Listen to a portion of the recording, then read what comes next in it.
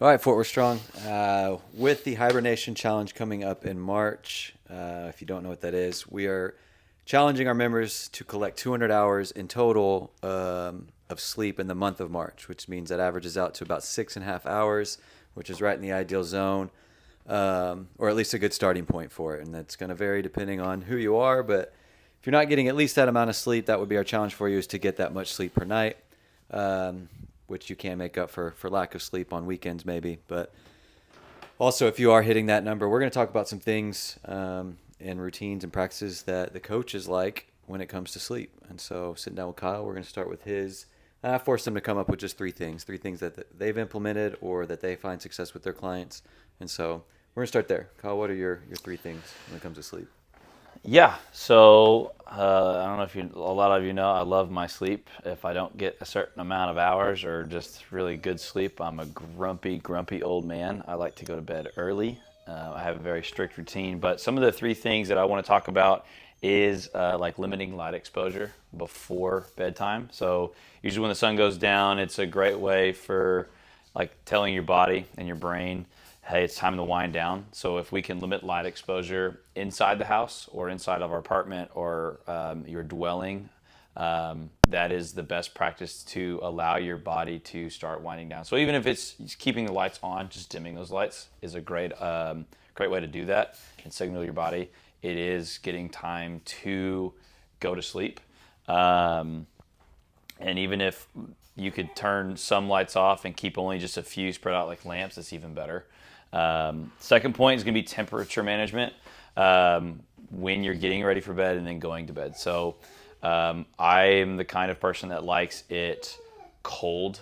If I could, I'd turn my thermostat down to like 65. Yeah, same. And open windows, except for in the summertime, of course. But keeping it cold, fans running. I actually like a lighter blanket on top, so I sleep with a quilt. That way I can manage the amount of like temp in the room, so I like it nice and cold.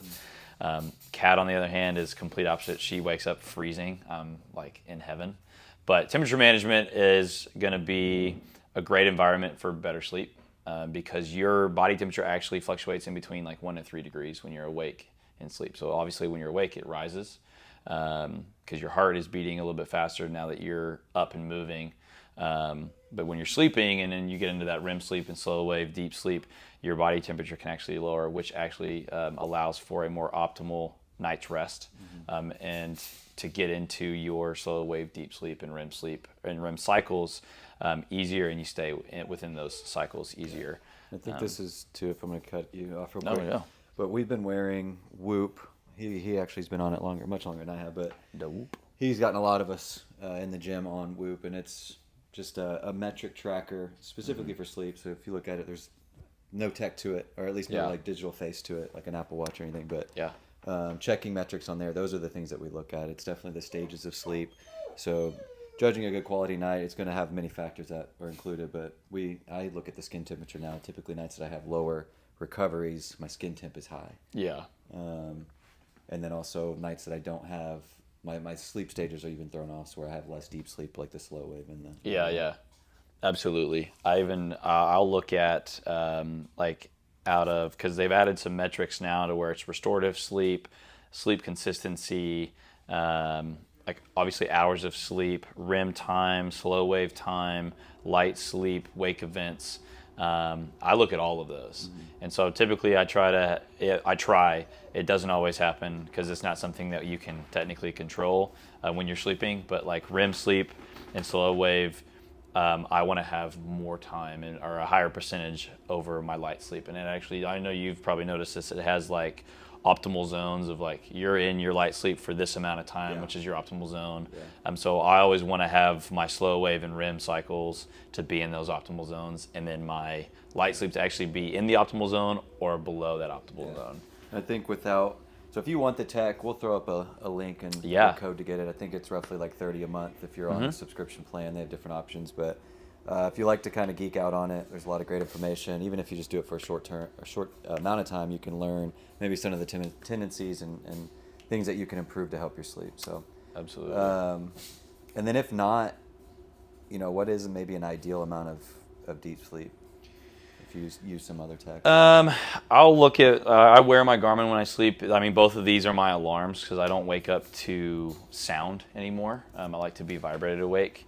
That way, that it's less in your face. It doesn't jolt you out of your REM cycle. It actually kind of brings you out of that in a less aggressive way.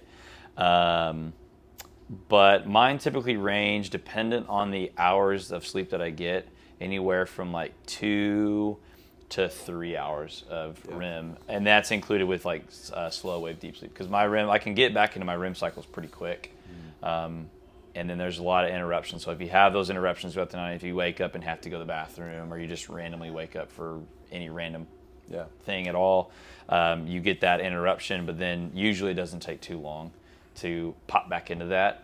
You just don't want to have too many of those wake events stacked on top of each other, because then your REM cycles are all out of whack and you don't actually get to stay in that slow wave deep sleep that promotes recovery, promotes muscle gain, also weight loss, neurological recovery, things like that. Like if you really want to get really specific into that.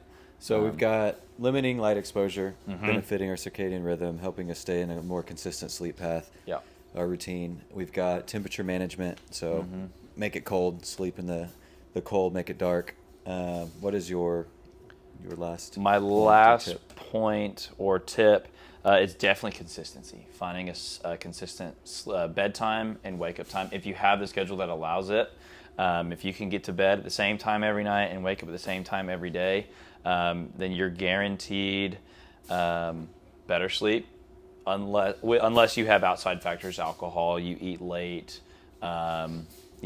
noises, interruptions, stuff like that. Especially if you do have like really young children, and a lot of this stuff like we're basing off of, like we're talking about us, like we don't have kids. I mean, some of us have animals, but it's not one of those things that they just wake us up in the middle of the night and they keep us up for a couple of hours. So obviously everybody's situation is going to be very different. If you have pets or very young children, if your diet is off, stuff like that. But like to set yourself up for at least somewhat of a successful night of sleep, having the same time to go to bed and the same time to wake up every single day, because it allows your circadian rhythm to have that optimal schedule to where it's like, hey, it's this time, it's time to wake up. It is now this time, it's time to get ready for bed and wind down. I mean, typically on the weekends, I don't use an alarm unless I have to work.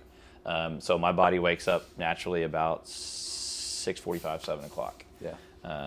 But I'm also ready to go to bed by 8:39. So that would definitely be my third point, is that consistency. And it's like nutrition too. I mean, it's finding something that is going to fit your schedule, your needs and demands. But I like those three a lot. Those are big ones, things that you are within your control that you can start working on now. But 6.5 hours hibernation challenge, that's our target per night. If we can start to work on these things too, your recovery is going to improve. A lot of the goals that we have within the context of our training, sleep's a big component of that, probably one of the main ones. Absolutely. So, all right. Cool. Cut.